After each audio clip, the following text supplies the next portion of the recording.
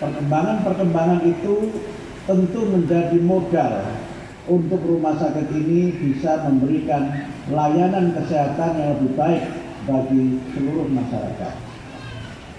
Kemudian yang berikutnya tentu kita semuanya bersyukur bahwa rumah sakit ini juga bisa senantiasa bekerjasama dengan baik dengan seluruh masyarakat. Tadi Pak Dr. Giat menyampaikan rumah sakit ini walaupun dikelola oleh Muhammadiyah, tapi sesungguhnya adalah milik seluruh masyarakat, khususnya yang ada di sekitar Kelurahan Pondok Kopi. Ini kelurahan kecamatan, Kelurahan Pondok Kopi, kecamatannya Duren Sawit, tapi durennya kayaknya nggak ada, sawitnya juga nggak ada.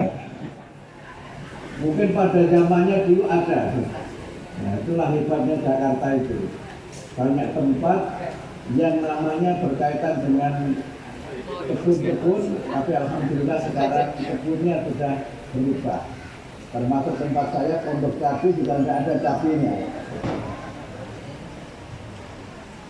Bapak Ibu yang kami hormati, saya ingin menyampaikan beberapa hal, mungkin nanti maksimal jam 10 ya, Bapak Ibu, karena di antara 7 kebiasaan itu adalah tidur cepat.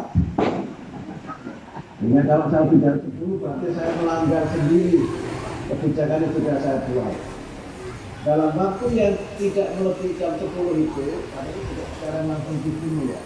Ini kalau lama siarannya airtime-nya sudah mahal gitu ya. Walaupun TV-mu juga harus kita hitung airtime-nya juga itu. Saya menyampaikan 3 hal. Yang pertama terkait dengan bagaimana kita menjadikan momen milad ini, momen peringatan 38 tahun Rumah Sakit Islam Jakarta Pondok Kopi ini untuk menjadi rumah sakit yang semakin baik lagi sesuai dengan tema besarnya. Saya lihat ini, Sprint to Agile, Excellent Service. Saya tentu memahami tema ini sebagai sebuah tema yang luar biasa. Pertama adalah Sprint to Agile. Sprint itu artinya lari cepat. Lari di mana kita itu berpacu betul dengan waktu. Dan pelaksanaannya harus secepat-cepatnya. Mungkin sprint itu kira-kira kalau bahasa Qur'annya ya fastabiqul khairat, kira-kira begitu ya Pak Dia. Quran itu menggunakan 3 istilah ketika menyebut cepat itu. Yang pertama itu istabaqa, yang kedua itu saro'a, yusari'una fil khairat, kemudian yang ketiga itu apa Pak Dia?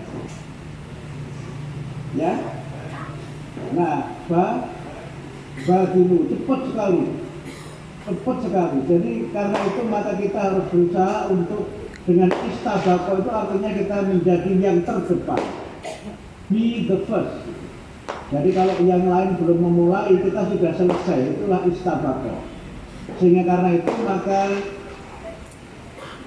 sprint to agile itu maksudnya kita harus berlari cepat dan kita harus menjadi yang bisa terus bertahan. Agile itu artinya tangguh. Agile itu artinya tidak goyah walaupun goncangannya banyak, tidak jatuh walaupun rintangannya banyak. Penjelasan sederhananya itu begini. Kalau misalnya kita nonton film kungfu, nah, itu kan ada pendekar-pendekar yang dia itu berjalan di atas bambu-bambu yang berdiri tegak di atas tanah tanpa ditanam di dalam tanah itu, dan bambunya tidak jatuh, pesilatnya juga tidak jatuh. Itulah agile itu. Sehingga karena itu maka agile itu meniscayakan adanya ketangguhan untuk terus bertahan di tengah turbulensi, di tengah berbagai macam goncangan yang ada. Nah, kita sekarang ini hidup dalam era yang disebut dengan era disrupsi. Era yang ditandai oleh adanya perubahan-perubahan yang cepat yang disebut dengan VUCA, volatility, uncertainty, complexity, dan ambiguity. Ini pengajian apa seminar ya? beda-beda tipis lah itu. Tapi ada ayatnya juga supaya tidak seminar. Jadi kita tuh hidup dalam zaman yang volatile. Volatile itu artinya penuh dengan goncangan-goncangan. Sebagian menyebut disrupsi itu ini adalah tuna, turbulensi, kemudian uncertainty, novelty, dan ambiguity. Dedek. Nah, dalam situasi yang penuh turbulensi itu kan digoncang betul. Karena pesawat, dan ada goncangan juga namanya turbulensi. Kita memang penuh dengan goncangan. Dia tidak sekedar goncangan yang membuat kita ini shaky. Bukan itu kan bahasa Indonesia juga shaky. Itu juga goncangan bisa membuat kita bisa jatuh, terpental, dan terpelan. Ada di situ sama mama. Dan itu terjadi karena banyak hal, karena kita itu uncertain dan tentu. Banyak hal yang harus eksis besok tidak bisa ada. Dan itu adalah konsekuensi dari berbagai macam kemajuan dalam bidang teknologi. Kemudian yang berikutnya adalah novelty. Banyak hal-hal yang baru, banyak hal-hal yang memang terjadi yang itu tidak pernah kita prediksi sebelumnya. Kemudian yang terakhir adalah ambiguity. Terjadi pertentangan antar nilai yang luar biasa. Terjadi pertentangan antar paham yang luar biasa. Karena itu maka kalau kita sekarang mencoba membuka internet misalnya, maka kita melihat berbagai macam gagasan itu muncul di ruang publik dan banyak sekali kontroversi, banyak sekali kontradiksi yang terjadi dalam kehidupan kita. Kita hidup di era digital, yang diantara dampak dari era digital itu adalah adanya keluruhan nilai-nilai lama yang dianggap sudah ketinggalan, sementara nilai yang baru belum terbentuk. Sehingga kemudian masyarakat itu mengalami goncangan, tidak hanya goncangan yang berkaitan dengan ekonomi, tapi juga goncangan yang bersifat ideologi. Banyak hal yang terjadi dalam kehidupan kita itu tidak terbayangkan sebelumnya. Dan bahkan beberapa ada paradoks. Ada paradoks. Misalnya ada orang yang semangat berbuat baiknya luar biasa, tapi juga ada orang yang semangat berbuat jahatnya juga luar biasa. Paradoks-paradoks yang terjadi dalam kehidupan itu juga menjadi sebuah tantangan yang kemudian ditandai oleh banyaknya layanan publik yang dia tidak bisa bertahan. Mohon maaf kalau sekarang kita melihat di lapangan, banyak rumah sakit yang tutup, banyak rumah sakit yang dijual, banyak rumah sakit yang tutup juga. Kalau mungkin di Jawa mungkin banyak rumah sakit yang pengelolanya belum komik.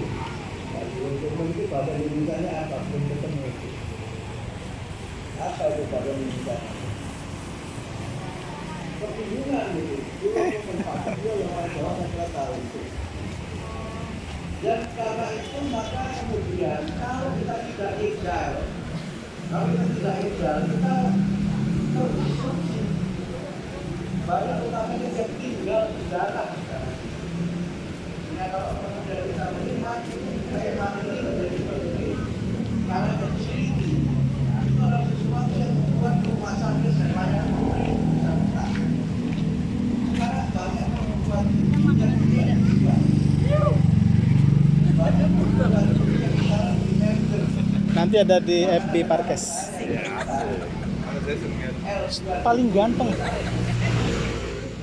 Sorry guys, no, joking.